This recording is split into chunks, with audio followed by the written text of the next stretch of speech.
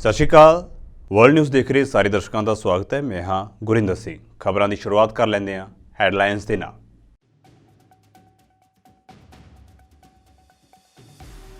ਭਾਈ ਹਰਦੀਪ ਸਿੰਘ ਨਿੱਜਰ ਦੇ ਕਤਲ ਤੋਂ ਬਾਅਦ ਹਿੰਦੂ ਜਥੇਬੰਦੀ RSS ਉੱਤੇ ਬੈਨ ਲਗਾਉਣ ਦੀ ਮੰਗ ਹੋਈ ਤੇਜ਼। ਕੈਨੇਡਾ ਦੇ ਉੱਘੇ ਸਿਆਸਤਦਾਨ ਗੁਰਰਤਨ ਸਿੰਘ ਨੇ ਕੀਤੀ ਹੈ ਮੰਗ।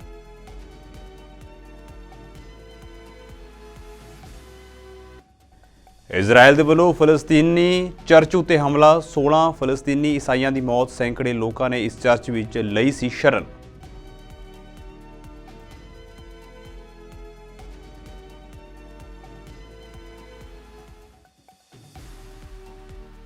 ਪਾਕਿਸਤਾਨ ਦੇ ਸਾਬਕਾ ਪ੍ਰਧਾਨ ਮੰਤਰੀ ਨਵਾਜ਼ ਸ਼ਰੀਫ ਦੀ ਹੋਈ ਵਤਨ ਵਾਪਸੀ। 4 ਸਾਲਾਂ ਬਾਅਦ ਲੰਡਨ ਤੋਂ ਵਾਪਸ ਪਰਤੇ। ਸਮਰਥਕਾਂ ਵਿੱਚ ਖੁਸ਼ੀ ਦਾ ਮਾਹੌਲ।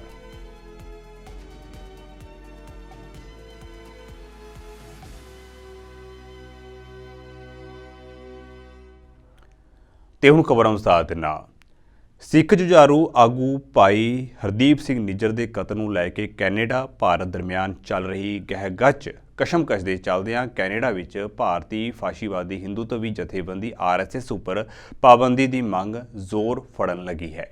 ਕੈਨੇਡਾ ਦੇ ਉੱਘੇ ਨੌਜਵਾਨ ਸਿਆਸਤਦਾਨ ਅਤੇ ਨਿਊ ਡੈਮੋਕ੍ਰੈਟਿਕ ਪਾਰਟੀ ਦੇ ਆਗੂ ਗੁਰਰਤਨ ਸਿੰਘ ਨੇ ਇਸ ਜਥੇਬੰਦੀ ਉੱਪਰ ਪਾਬੰਦੀ ਦੀ ਮੰਗ ਕਰਦਿਆਂ ਕਿਹਾ ਹੈ ਕਿ ਇਹ ਜਥੇਬੰਦੀ ਨਰਿੰਦਰ ਮੋਦੀ ਦੀ ਸੱਜੇ ਪੱਖੀ ਭਾਜਪਾ ਸਰਕਾਰ ਦੇ ਪੈਰਾ ਮਿਲਟਰੀ ਵਿੰਗ ਹੈ। ਉਹਨਾਂ ਨੇ ਇੱਕ ਟਵੀਟ ਦੇ ਵਿੱਚ ਕਿਹਾ ਹੈ ਕਿ RSS ਭਾਰਤ ਦੇ ਅੰਦਰ ਅਤੇ ਬਾਹਰ ਮੁਸਲਮਾਨਾਂ, ਸਿੱਖਾਂ, ਦਲਿਤਾਂ, ਈਸਾਈਆਂ ਅਤੇ ਹੋਰਾਂ ਦੇ ਖਿਲਾਫ ਹਿੰਸਾ ਦਾ ਸੱਦਾ ਦਿੰਦੀ ਹੈ। ਉਸ ਦੇ ਵੱਲੋਂ ਫੈਲਾਈ ਜਾਂਦੀ ਨਫ਼ਰਤ ਲਈ ਕੈਨੇਡਾ ਵਿੱਚ ਕੋਈ ਥਾਂ ਨਹੀਂ ਹੈ। ਉਹਨਾਂ ਕਿਹਾ ਹੈ ਕਿ ਇਸੇ ਕਰਕੇ NDP ਇਸ ਜਥੇਬੰਦੀ ਉੱਪਰ ਪਾਬੰਦੀ ਦੀ ਵਕਾਲਤ ਕਰ ਰਹੀ ਹੈ।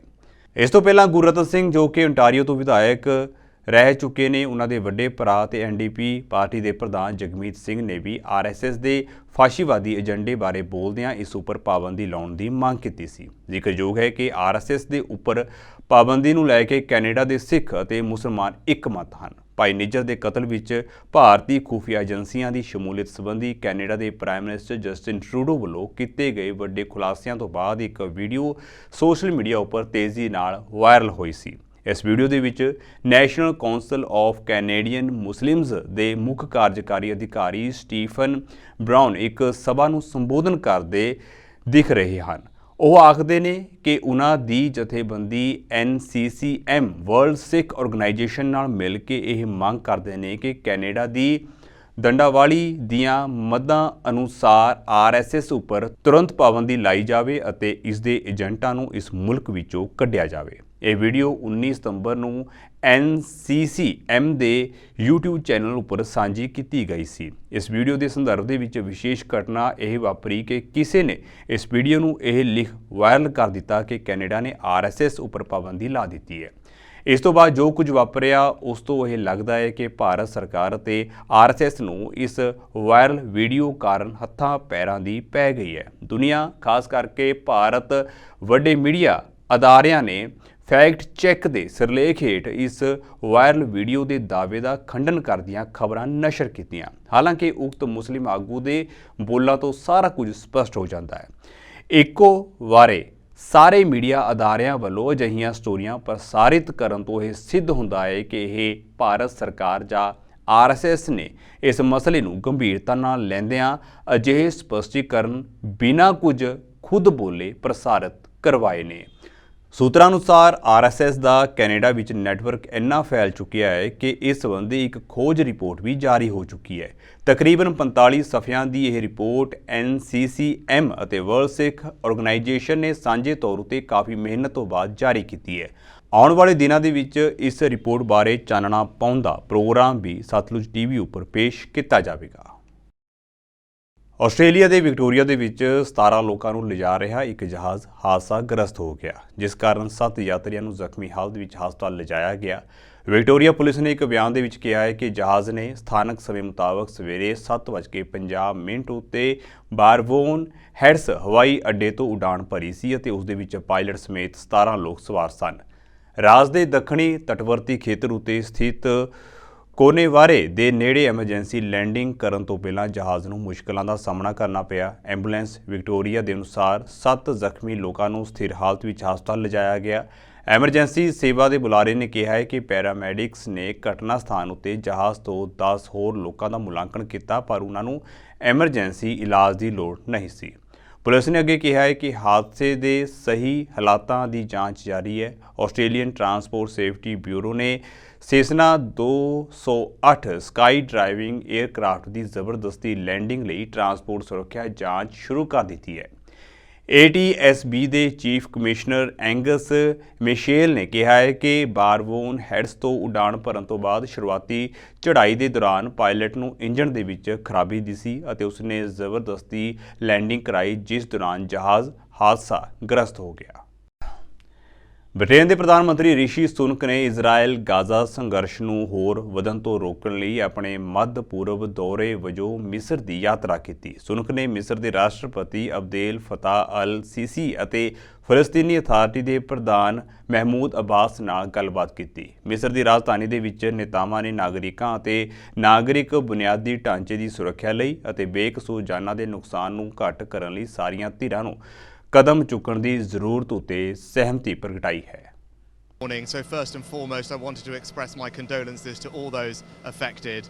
We've also made good progress on tangible areas like ensuring access for humanitarian aid to those who need it. But most importantly, in a situation like this, it's important to intensify dialogue because we all have a shared interest in peace and stability in this region. When this crisis unfolded, one thing we have prioritised consistently is getting the Rafah crossing opening. It's been a feature of all my conversations, and I'm very pleased that that will now imminently happen.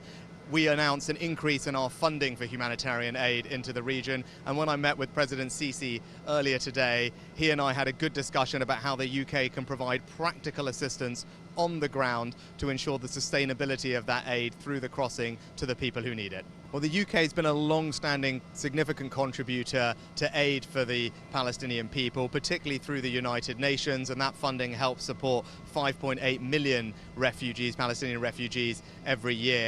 The immediate priority right now, though, is to get humanitarian aid to the people who need it in Gaza. That's why we've increased our funding and are providing practical support on the ground in cooperation with others to do that. And longer term, I think we all share a vision of a future where Palestinian people can live with dignity, with freedom and security, and we need to work hard to make that. ਸੰਯੁਕਤ ਰਾਸ਼ਟਰ ਸੁਰੱਖਿਆ ਪਰਿਸ਼ਦ ਦੀ ਖੁੱਲ੍ਹੀ ਬਹਿਸ ਚੱਲ ਰਹੀ ਹੈ। ਇਸ ਦੌਰਾਨ ਗੱਲਬਾਤ ਰਾਹੀਂ ਸ਼ਾਂਤੀ ਪ੍ਰੋਗਰਾਮ ਕਰਵਾਇਆ ਜਾ ਰਿਹਾ ਹੈ। ਸੰਯੁਕਤ ਰਾਸ਼ਟਰ ਦੇ ਵਿੱਚ ਭਾਰਤ ਦੀ ਸਥਾਈ ਪ੍ਰਤੀਨਿਧੀ ਰੁਚੀਰਾ ਕੰਬੋਜ ਨੇ ਵੀ ਸੰਬੋਧਨ ਕੀਤਾ। ਉਹਨਾਂ ਕਿਹਾ ਕਿ ਸੰਯੁਕਤ ਰਾਸ਼ਟਰ ਕਿਸੇ ਵੀ ਵਿਵਾਦ ਨੂੰ ਸ਼ਾਂਤੀਪੂਰਵਕ ਹੱਲ ਕਰਨ ਦੇ ਸਮਰੱਥ ਨਹੀਂ ਹੈ। ਸੰਯੁਕਤ ਰਾਸ਼ਟਰ ਦੇ ਵਿੱਚ ਸੁਧਾਰਾਂ ਦੀ ਲੋੜ ਨੂੰ ਦੁਹਰਾਉਂਦੇ ਹੋਏ ਭਾਰਤ ਨੇ ਕਿਹਾ ਹੈ ਕਿ ਵਿਸ਼ਵ ਸੰਗਠਨ ਦੁਆਰਾ ਵਿਵਾਦਾਂ ਦੇ ਸ਼ਾਂਤੀਪੂਰਨ ਹੱਲ ਤੱਕ ਪਹੁੰਚਣ ਵਿੱਚ ਅਸਮਰਥ ਹੈ, ਕਿਉਂਕਿ ਉਸ ਦੀ ਮੁੱਖ ਸੰਸਥਾ ਸੰਯੁਕਤ ਰਾਸ਼ਟਰ ਸੁਰੱਖਿਆ ਪਰਿਸ਼ਦ ਨੂੰ ਬੇਅਸਰ ਕਰ ਦਿੱਤਾ ਗਿਆ ਹੈ। The basic premise underlying the theme of our discussion today is the erosion of trust in multilateral institutions and the need for reform. And it is indeed important for us to have an honest conversation on how to rebuild trust in multilateral institutions. Allow me to make 4 quick points as suggestions in this context. 1.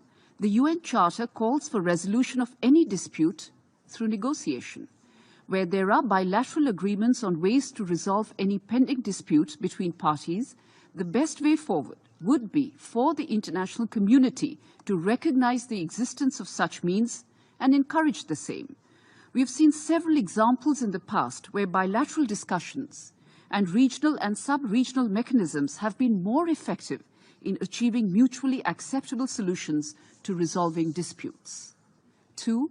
With their deep knowledge of local factors and complexities, regional and sub-regional organizations, particularly in Africa, are uniquely placed to find better solutions to conflict in their respective regions. We therefore support engagement between the United Nations and regional and sub-regional organizations in line with the United Nations Charter. 3. And in the context of peacekeeping, these forces need to be reconfigured to actively liaise with regional forces. It is equally important to build capacities and capabilities of potential regional partners as well as host states. We have done so on our part with several partners, especially in Africa. We also need to support African-led peace operations with resources and well-defined mandates that from their very inception also factor in exit strategies. And 4, none of this would matter if we did address the elephant in the room, that we are unable to peacefully resolve disputes through the United Nations because its core body ਇਜ਼ਰਾਈਲੀ ਫੌਜਾਂ Hamas ਨੂੰ ਤਬਾਹ ਕਰਨ ਲਈ ਪੂਰੀ ਤਰ੍ਹਾਂ ਜੁਟੀਆਂ ਹੋਈਆਂ ਨੇ।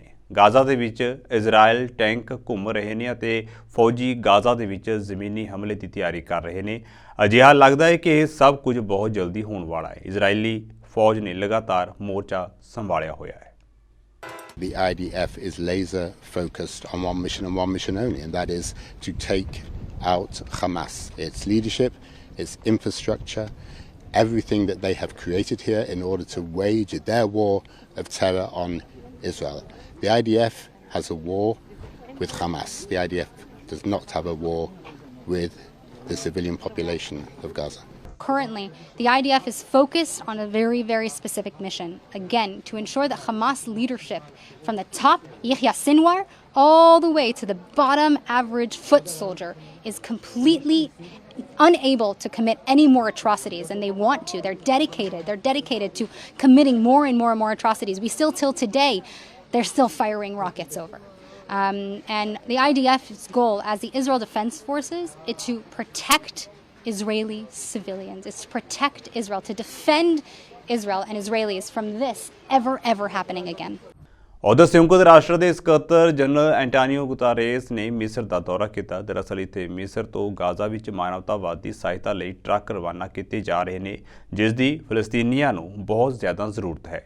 Guterres ਨੇ ਕਿਹਾ ਹੈ ਕਿ ਇਹ ਟਰੱਕ ਸਿਰਫ ਟਰੱਕ ਨਹੀਂ ਹਨ, ਇਹ ਇੱਕ ਜੀਵਨ ਰੇਖਾ ਹਨ। ਕਾਰਗੋ ਜਹਾਜ਼ ਅਤੇ ਟਰੱਕ ਕਈ ਦਿਨਾਂ ਤੋਂ ਰਫਾਹ ਦੇ ਵਿੱਚ ਮਾਨਵਤਾਵਾਦੀ ਸਹਾਇਤਾ ਲਿਆ ਰਹੇ ਨੇ, ਪਰ ਗਾਜ਼ਾ ਨੂੰ ਅਜੇ ਤੱਕ ਕੋਈ ਸਹਾਇਤਾ ਨਹੀਂ ਪਹੁੰਚਾਈ ਗਈ। ਗਾਜ਼ਾ ਵਿੱਚ ਜ਼ਿੰਦਗੀ ਅਤੇ ਮੌਤ ਦੀ ਲੜਾਈ ਲੜ ਰਹੇ ਲੋਕਾਂ ਨੂੰ ਇਸ ਮਦਦ ਦਾ ਇੰਤਜ਼ਾਰ ਹੈ। ਦੱਸਿਆ ਜਾ ਰਿਹਾ ਹੈ ਕਿ ਹੁਣ ਮਿਸਰ ਵੱਲੋਂ ਰਫਾਹ ਬਾਰਡਰ ਖੋਲ੍ਹ ਦਿੱਤਾ ਗਿਆ ਹੈ। So many, more than 100 trucks. Some have been there for a few days, waiting to be able to cross. And they are a lifeline to the people in Gaza. The difference between death and life, with water, with food, with medicines, with everything the people of Gaza needs. And at the same time, when we have the trucks stuck at the border, we have the people in Gaza in a dramatic situation. Children, mothers, elderly people, all without water, without electricity, without food, without medicine. And so we must stop this dramatic impasse. We absolutely need to move the trucks as quickly as possible and as many as possible from Egypt into Gaza. Now there was an announcement by the US, by Israel, that humanitarian aid would be allowed into Gaza. There are agreements in principle between Egypt and Israel in this regard, but we need to overcome the conditionalities, the obstacles that still exist. We are engaging very actively with Israelis, with Egyptians, with Americans, to see if as soon as possible we are able to move the trucks. But it's important that we have not a one-shot operation. It's important that we have continued support with a meaningful number of trucks approved every day to cross. On the other hand, there must be a verification. That verification needs to be serious, but it needs to be also expedited and practical. We have seen Gaza ਦੇ ਵਿੱਚ Hamas Israel ਯੁੱਧ ਅਤੇ ਪੈਦਾ ਹੋਏ ਮਨੁੱਖੀ ਸੰਕਟ ਤੋਂ ਬਾਅਦ ਕਾਹਿਰਾ ਮਿਸਰ ਦੇ ਵਿੱਚ ਇੱਕ ਸ਼ਾਂਤੀ ਸੰਮੇਲਨ ਹੋ ਰਿਹਾ ਹੈ। ਮਿਸਰ ਇਸ ਸ਼ਾਂਤੀ ਸੰਮੇਲਨ ਦੀ ਮੇਜ਼ਬਾਨੀ ਕਰ ਰਿਹਾ ਹੈ। ਇਸ ਕਾਨਫਰੰਸ ਦੇ ਵਿੱਚ 20 ਤੋਂ ਵੱਧ ਦੇਸ਼ਾਂ ਦੇ ਮੁਖੀ ਸ਼ਾਮਲ ਹੋਣਗੇ। ਕਾਹਿਰਾ ਦੇ ਵਿੱਚ ਆਯੋਜਿਤ ਇਸ ਕਾਨਫਰੰਸ ਦੇ ਵਿੱਚ ਹਮਾਸ ਅਤੇ ਇਜ਼ਰਾਈਲ ਵਿਚਾਲੇ ਹੋਈ ਬੇਮਿਸਾਲ ਜੰਗ ਉੱਤੇ ਚਰਚਾ ਕੀਤੀ ਜਾਵੇਗੀ। ਮਿਸਰ ਨੇ ਇਸ ਸੰਮੇਲਨ ਦਾ ਆਯੋਜਨ ਉਦੋਂ ਕੀਤਾ ਹੈ ਜਦੋਂ ਅੰਤਰਰਾਸ਼ਟਰੀ ਭਾਈਚਾਰੇ ਨੇ ਗਾਜ਼ਾ ਪੱਟੀ ਨਾਲ ਲੱਗਦੇ ਰਫਾਹ ਕ੍ਰਾਸਿੰਗ ਨੂੰ ਖੋਲ੍ਹਣ ਲਈ ਉਸ ਉੱਤੇ ਦਬਾਅ ਬਣਾਉਣਾ ਸ਼ੁਰੂ ਕਰ ਦਿੱਤਾ ਹੈ। ਮੇਜ਼ਬਾਨ ਮਿਸਰ ਨੇ ਕਿਹਾ ਹੈ ਕਿ ਕਾਨਫਰੰਸ ਦਾ ਮਕਸਦ ਸ਼ਾਂਤੀ ਬਹਾਲ ਕਰਨਾ ਹੈ। ਇਸ ਦੌਰਾਨ ਸਾਊਥ ਅਫਰੀਕਾ ਦੇ ਪ੍ਰਧਾਨ ਮੰਤਰੀ ਰਾਮਾਫੋਸਾ ਵੀ ਪਹੁੰਚੇ ਹੋਏ ਸਨ। Invited to participate in the peace talks or peace summit in Egypt on the conflict that's ongoing between Israel and Palestine.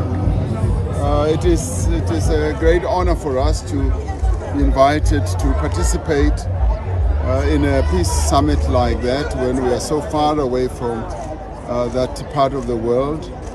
It speaks to South Africa's standing with regard to how we are perceived and the fact that some people and leaders think that we can make a contribution. We do believe that we can make a contribution. Our own history and what we have gone through, when we look at what is unfolding there, is a history and an experience that can be brought to bear in terms of trying to resolve those conflicts that seem intractable, because our own struggle and conflict seemed intractable. Many people around the world thought that South Africa is going to descend in a terrible civil war and will be slaughtering each other.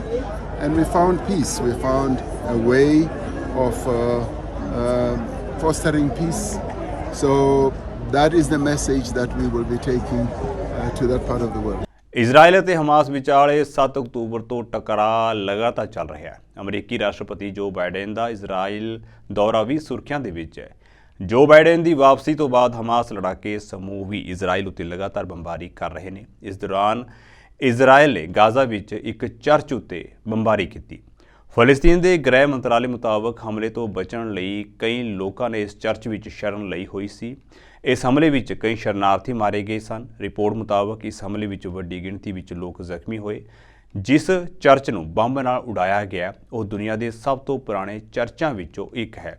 ਇਸ 900 ਸਾਲ ਪੁਰਾਣੇ church ਦਾ ਨਾਮ Greek orthodox Saint ਪੋਰਫੀਰੀਅਸ ਹੈ। ਇਸ ਹਮਲੇ ਦੇ ਵਿੱਚ 16 ਈਸਾਈ ਫਲਸਤੀਨੀ ਵੀ ਮਾਰੇ ਗਏ। ਈਸਾਈਆਂ ਤੋਂ ਇਲਾਵਾ ਕਈ ਮੁਸਲਮਾਨਾਂ ਨੇ ਵੀ ਇੱਥੇ ਸ਼ਰਨ ਲਈ ਹੋਈ ਸੀ। ਹਮਲੇ ਤੋਂ ਬਾਅਦ ਇਜ਼ਰਾਈਲੀ ਫੌਜ ਨੇ ਦਾਅਵਾ ਕੀਤਾ ਹੈ ਕਿ ਉਸਨੇ ਗਾਜ਼ਾ ਦੇ ਕਮਾਂਡ ਸੈਂਟਰ ਉੱਤੇ ਹਮਲਾ ਕੀਤਾ ਸੀ। ਹਾਲਾਂਕਿ ਫੌਜ ਨੇ ਮੰਨਿਆ ਹੈ ਕਿ ਖੇਤਰ ਵਿੱਚ ਇੱਕ ਚਰਚ ਦੀ ਕੰਧ ਨੂੰ ਨੁਕਸਾਨ ਪਹੁੰਚਿਆ ਹੈ। ਇਸ ਚਰਚ ਵਿੱਚ ਸੈਂਕੜੇ ਲੋਕਾਂ ਨੇ ਸ਼ਰਨ ਲਈ ਸੀ। ਇਸ ਦੌਰਾਨ ਯਮਨ ਦੇ ਬਾਗੀ ਸਮੂਹ ਹਾਊਤੀ ਨੇ ਵੀ ਇਜ਼ਰਾਈਲ ਉੱਤੇ ਮਿਜ਼ਾਈਲ ਹਮਲਾ ਕੀਤਾ। ਲੈਬਨਾਨ ਤੋਂ ਸੰਭਾਵਿਤ ਖਤਰੇ ਦੇ ਮੱਦੇਨਜ਼ਰ ਇਜ਼ਰਾਈਲੀ ਫੌਜ ਨੇ ਸਰਹੱਦੀ ਇਲਾਕਿਆਂ ਨੂੰ ਖਾਲੀ ਕਰਨਾ ਸ਼ੁਰੂ ਕਰ ਦਿੱਤਾ ਹੈ। ਸੰਸਾਰ ਵਿੱਚ ਲਗਾਤਾਰ ਤਣਾਅ ਦੇ ਬਾਵਜੂਦ ਆਸਟ੍ਰੇਲੀਆ ਅਤੇ ਭਾਰਤ ਦੇ ਸੰਗੀਤਕਾਰਾਂ ਨੇ ਵਿਸ਼ਵ ਸ਼ਾਂਤੀ ਲਈ ਆਪਣੀ ਉਮੀਦ ਨੂੰ ਕਾਇਮ ਰੱਖਿਆ ਹੈ।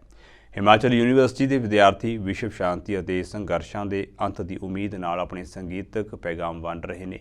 ਸ਼ਿਮਲਾ ਦੇ ਵਿੱਚ ਹਿਮਾਚਲ ਪ੍ਰਦੇਸ਼ ਯੂਨੀਵਰਸਿਟੀ ਦੇ ਵਿਦਿਆਰਥੀਆਂ ਦੇ ਨਾਲ ਆਸਟ੍ਰੇਲੀਅਨ ਸੰਗੀਤ ਸ਼ਾਂਤੀ ਰਾਜਦੂਤ ਨੇ ਇੱਕ ਸੰਗੀਤ ਪ੍ਰੋਗਰਾਮ ਕੀਤਾ। ਸੰਗੀਤਕਾਰਾਂ ਦਾ ਉਦੇਸ਼ ਲੋਕਾਂ ਨੂੰ ਆਪਣੀ ਪ੍ਰਤਿਭਾ ਦੇ ਨਾਲ ਸ਼ਾਂਤੀ ਦੀ ਮਹੱਤਤਾ ਨੂੰ ਦਰਸਾਉਣਾ ਹੈ। As we know, it's unfortunate there's a lot of disturbance in the western part of the world, Middle East part. There's big cities in this affair without taking side of anybody, but humans are being killed in this. So we are sorry about that, but we are in sympathy of all that. Besides that, we wish that world peace must prevail. This is the main message of the mission. David Clark in the area and for India. Music एक हमेशा एक ever flowing process रहता है। उसमें ध्यान ये रहना चाहिए कि उसको ध्यान से सुनने वाले कितने लोग रहते हैं। म्यूजिक हर वक्त 24 घंटे फ्लो हो रहा होता है, हम कितने अटेंटिव है ये महत्वपूर्ण होता है। It is a terrible tragedy, all of this conflict that is happening now, and I do feel very much for those who have suffered and died from that.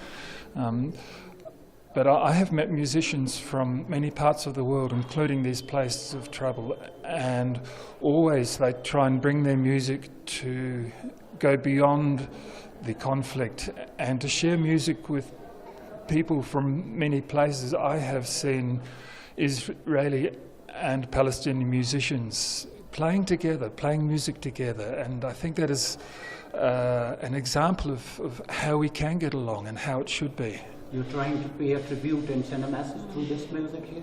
Very much when we play the music, it is for world peace. We try and reach out and show and help people understand the importance of peace and of understanding the neighbour and not fighting the neighbour.